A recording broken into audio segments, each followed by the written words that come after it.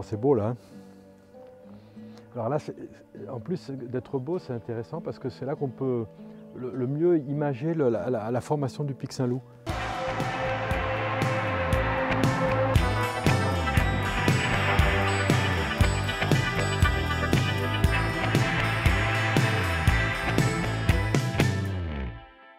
Alors on a le pic Saint-Loup qui est à droite avec cette arête qui se poursuit vers l'ouest, avec des roches, des strates verticales, et à gauche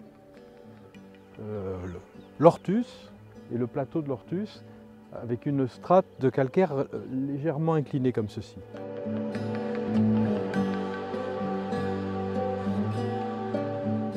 Donc l'Ortus au nord légèrement penché comme ceci et le pic Saint-Loup à la verticale comme cela.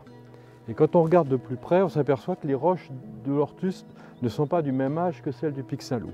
Donc celles de l'Ortus et celles du pic Saint-Loup ne peuvent pas se raccorder comme ça.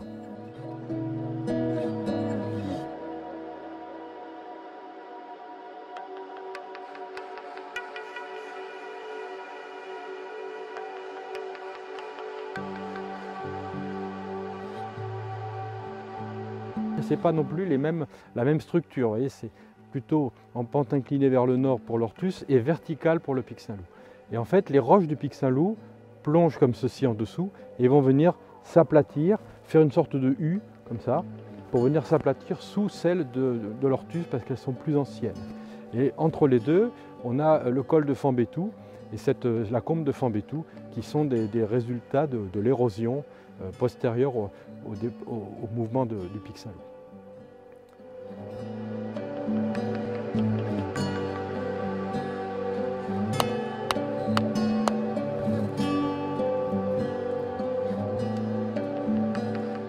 Cette roche, là, ce conglomérat, a environ 40 millions d'années.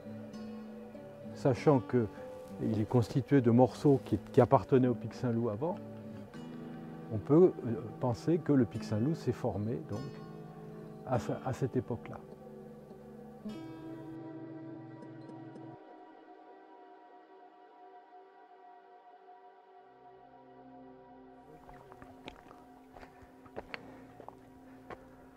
Voilà, on voit que ça a bien raviné lors des dernières pluies. Ouais, c'est glissant même.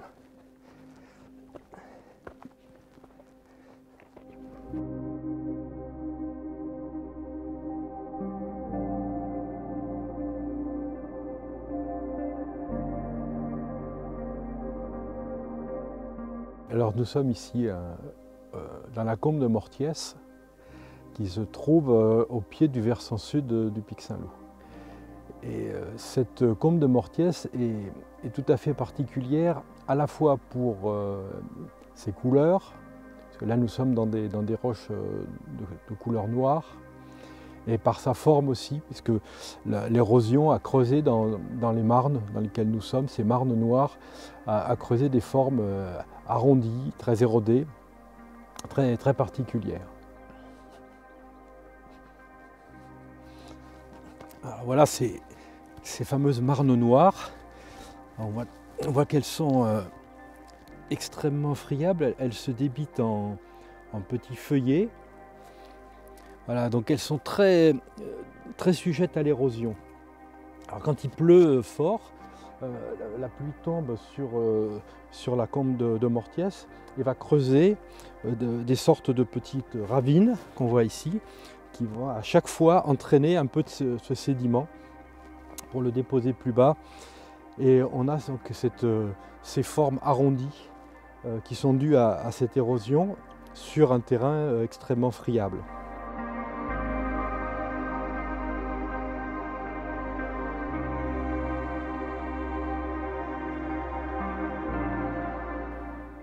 Ouais, là, on voit bien cette barre de calcaire jaune là, qui est au-dessus des marnes noires, qui témoigne d'un changement dans la sédimentation.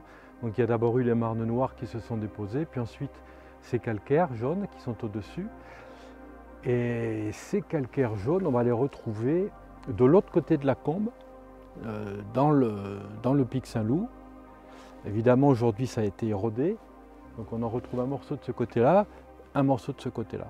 Et au milieu, la combe de Mortiès avec ses marnes noires.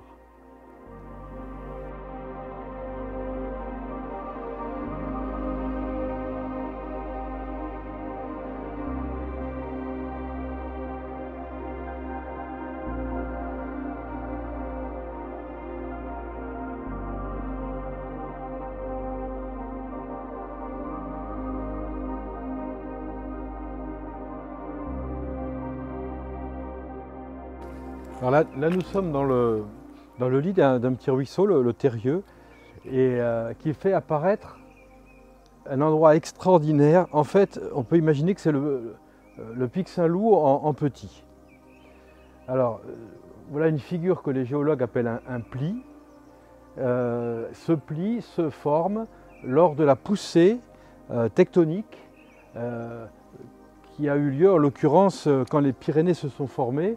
Eh bien ici, dans le nord de Montpellier, il y a eu un contre-coup et cette poussée venant donc du sud là, a fait en sorte que les strates initialement horizontales se sont retrouvées plissées. Et vous voyez, ça fait une sorte de genou comme ça. Alors il faut imaginer que le pic Saint-Loup serait constitué par la partie redressée de la strate sur la droite. La région de Saint-Jean-de-Cuculles, ça serait à gauche, et au milieu, eh bien, ça serait la combe de Mortiès.